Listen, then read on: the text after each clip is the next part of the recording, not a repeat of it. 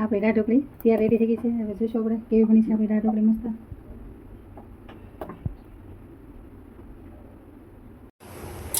અરુણા કુકબુકમાં તમારું સ્વાગત છે. આજે આપણે બનાવશું દાળ ઢોકળી. તો તેની રેસીપી બતાવું છું. આ મેં એક વાટકીમાં સિંગ લીધી છે. તો પહેલાં આપણે એને બાફી નાખશું થોડુંક મીઠું નાખીને અલગથી.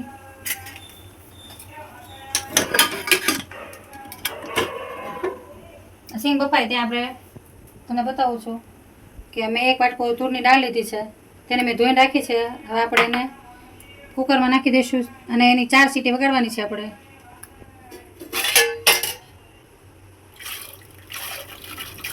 આની 4 સીટી વગાડી નાખવાની છે આપણે. અને એમાં આપણે બાફવામાં નાખશું 2 દેશી ટમેટા અને થોડુંક નાખશું આપણે મીઠું. અને આની 4 સીટી વાગી જાય ત્યાં સુધીમાં આપણે ઢોકળીનો લોટ બાંધી લઈશું. આમ એક વાટકો ચણાનો લોટ લીધો છે અને તેની અંદર નાખશું આપણે થોડાક અજમા અને થોડુંક નાખશું અંદર મીઠું. અને પછી આપણા દાળ ઢોકળીમાં નાખવાનું મેં થોડાક કડી પત્તા લીધા છે, થોડાક લવિંગ લીધા છે અને મરચાં લીધા છે અને એક અડધું ફાડ્યું લીંબુ લીધું છે, થોડુંક આદું લીધું છે, થોડાક ધાણા લીધા છે. હવે આપણે અંદર અજમા નાખ્યા હતા તો હવે આપણે નાખશું થોડુંક મરચું અને થોડીક હળદર નાખશું. તેથી આપણી સ્વાદની સારી બને દાળ ઢોકળી. હવે આને આપણે લોટ બાંધી લેવાનો છે અને આની અંદર નાખશું આપણે 1 પાવડું મોણ. હવે આપણે આ લોટ બાંધી લેવાનો છે.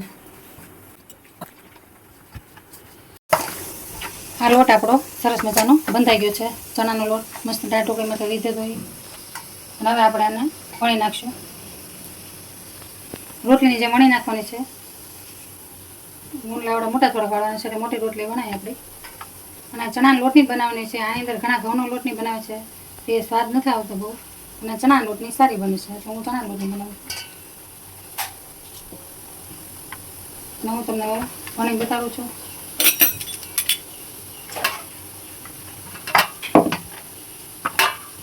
અને બોળવા માટે આપણે ઘઉંનો લોટ લઈશું એટલે આપણા ચણાના લોટની છે એટલે આપણા હાથમાં ચીપકે નહીં. આવી રીતના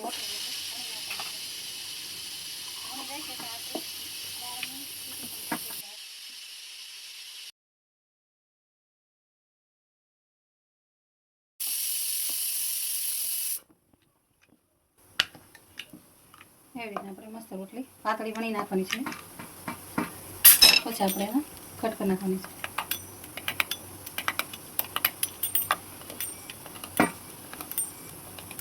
આવી રીતના કટ કરીને થાળીમાં મૂકી દઈશું તો આપણે દાળ હજી બને. આવી રીતના આપણે બધી રોટલી વણી નાખવાની છે અને પછી એને કટ કરી નાખવાની છે.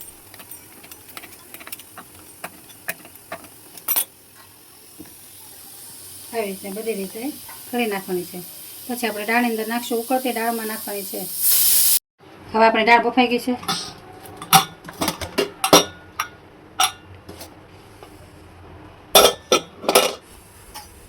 હવે આપણે અંદર 2 ગ્લાસ પાણી નાખવાનું છે.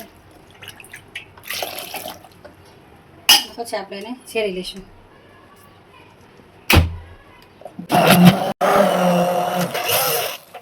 આ દાળ આપણી ઝેરાઈ ગઈ છે. હવે આપણે એને પછી ઉકળવા મૂકવાની છે.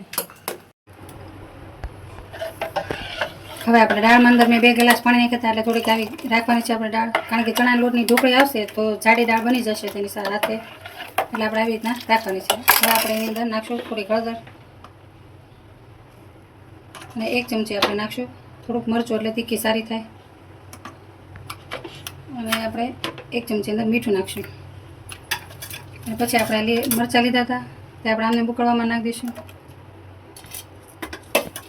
અને હવે આપણે થોડુંક નાખશું લીંબુ.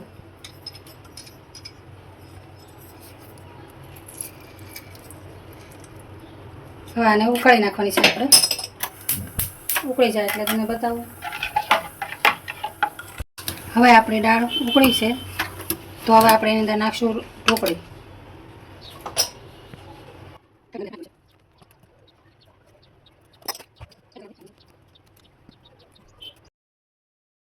આની અંદર નાખશું આપણે ગોળ થોડોક એટલે સ્વાદની સારી બને.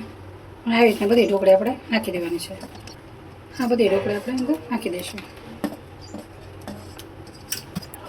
અને ઘડીક આપણે એને ઉકળવા દેવાની છે. પછી આપણે વઘાર કરી લઈશું એનો. એમાં આપણે થોડુંક આદું નાખી દઈશું ખમણીને, આદુનો સ્વાદ સારો આવે ઢોકળીમાં.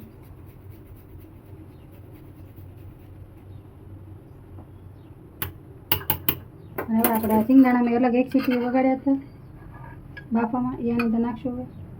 કારણ કે આવું પાણી થઈ જાય છે આનું સિંગદાણાનું, એટલે મેં અલગથી બાફ્યા હતા, એટલે આમાં ઢોકળી સારી બની.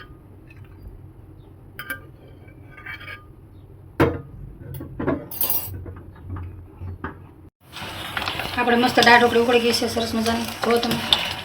હવે આપણે એને વઘાર કરી લઈશું. થોડો ગેસ ધીમો કરી નાખશું આ બાજુનો. અહીંયા આપણે 2 પાવડા અંદર તેલ લઈશું વઘાર કરવાનું.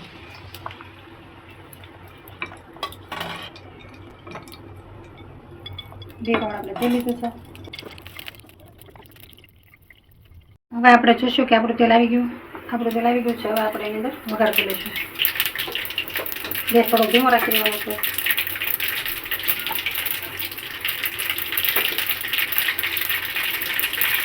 આપણે લવિંગ લીધા છે, આપણે લવિંગ નાખી દઈશું. થોડોક હિંગ નાખશું. થોડાક આપણા મરચાં લીધા હતા આપણે એ નાખશું.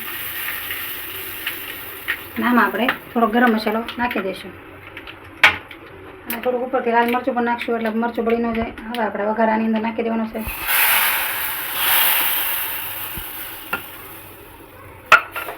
હવે આપણી સરસ મજાની દાળ ઢોકળી બની ગઈ છે. જુઓ તમે કેટલો સરસ મસ્ત કલર આવ્યો છે એનો એકદમ. જુઓ તમે એકદમ મસ્ત.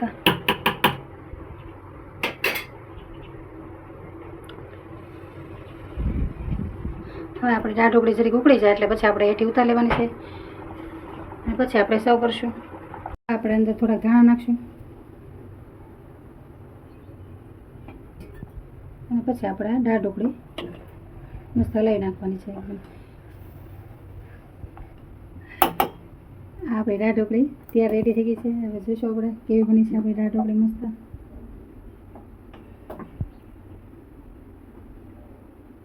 એકદમ સરસ મજાની બની ગઈ છે.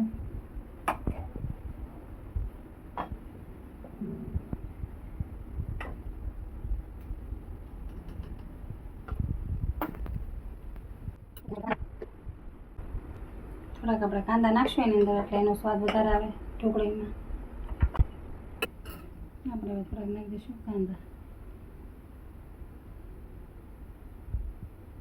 આપણી બની ગઈ છે મસ્ત દાળ ઢોકળી.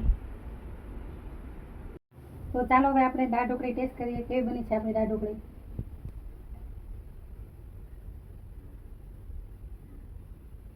એકદમ સરસ બની છે અને તમે ચોક્કસ આવી રીતના ટ્રાય મારજો મારી દાળ ઢોકળીની. અને મારી ચેનલને લાઈક આપવાનું ન ભૂલતા.